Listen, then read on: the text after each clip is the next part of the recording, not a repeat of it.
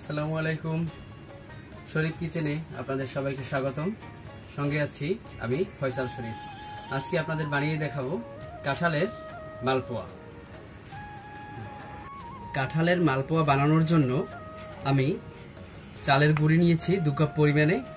আমি চালের গুঁড়িটাকে 1 ঘন্টা আগে ভিজিয়ে রেখেছিলাম, তা না হলে শুকনো গুঁড়ি সাথে সাথে ভিজিয়ে মালপোয়া বানালে ভালো আসবে না, তাই আমি এটাকে আগেই ভিজিয়ে রেখেছিলাম। এখন এর মধ্যে সব উপকরণগুলো দিয়ে দেব। কাঁঠালের মালপোয়া বানানোর জন্য আমি 6 কোয়া কাঁঠাল নিয়েছি। এখন এটাকে ব্লেন্ডার করে ভালো করে ম্যাশ করে নেব। কাঁঠালগুলোকে ভালো করে ম্যাশ করে এখন আমি ওই চালের গুঁড়ির ভিতরে দিয়ে দেব। এখন চালের গুঁড়োর ভিতরে দিয়ে দিচ্ছি ব্লেন্ড করা সেই কাঁঠালের পেস্ট।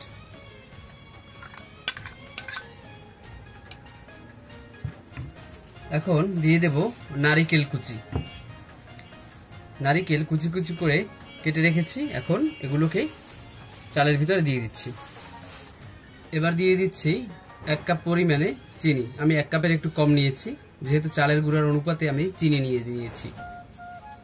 এবার দেব লবণ পরিমাণ মতো। এখন এর ভিতরে দিয়ে দেব 1 চা চামচ পরিমাণে জিরা, আস্তা জিরা। সব উপকরণ দেওয়া শেষ। এখন আমি ভালো করে মাখিয়ে নেব।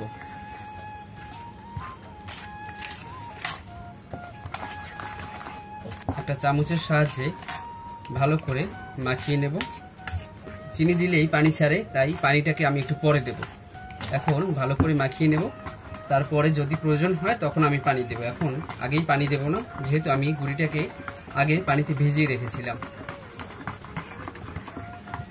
মালপোয়ার লেই এমনভাবে তৈরি করতে হবে যেন বেশি শক্তও না হয়, আবার একদম নরমও না হয়ে যায়। এখন যে অবস্থায় আছে এটা একদম পারফেক্ট আছে। এর চেয়ে বেশি পাতলা করা যাবে না, আর বেশি ঘন হলেও ভালো হবে না, তাই আমি এখন আর এর ভিতরে পানি দেব না। এখন যেহেতু চিনি দিয়েছি, একটু সময় আমি রেখে দেব। এখন গ্যাস অন করে একটা কড়াই বসিয়ে দিচ্ছি। কড়াই গরম হওয়ার পরে দিয়ে দেব সয়াবিন তেল। মালপোয়া যেহেতু ডুবো তেলে ভাজতে হবে, তাই আমি বেশি করে সয়াবিন তেল দিয়ে দেব।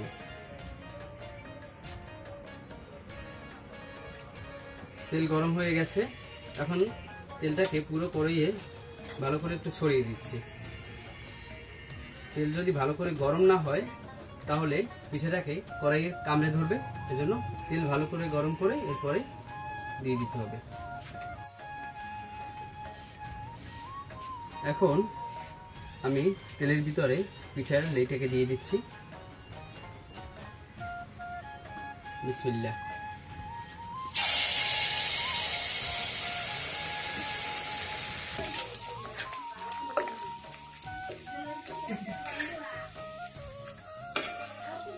খেয়াল রাখতে হবে তেল যেন বেশি গরম না হয়ে যায়, তাহলে পিঠা পুড়ে যাবে।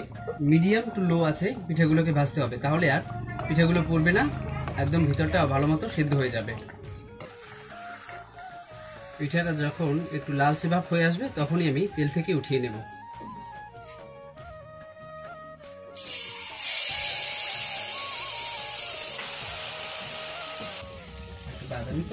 পিঠাটাকে ভালো করে উল্টে পাল্টে ভেজে নেব। এক পাশ যখন হয়ে যাবে তখন উল্টে আরেক পাশ ভালো করে ভেজে নেব।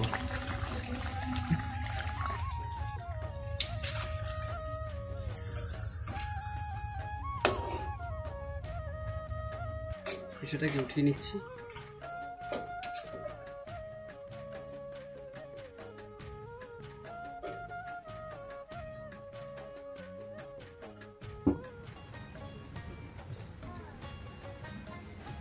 আমার একে একে সবগুলো মালপোয়া ভাজা শেষ।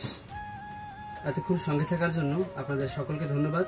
দেখা হবে পরবর্তীতে নতুন কোনো রেসিপি নিয়ে। সে পর্যন্ত সবাই ভালো থাকবেন। এখন আমি আপনাদেরকে একটা পিঠা ভেঙে দেখাচ্ছি।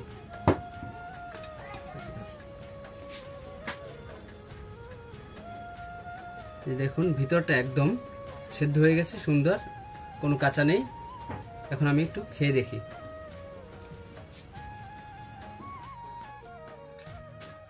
অসাধারণ।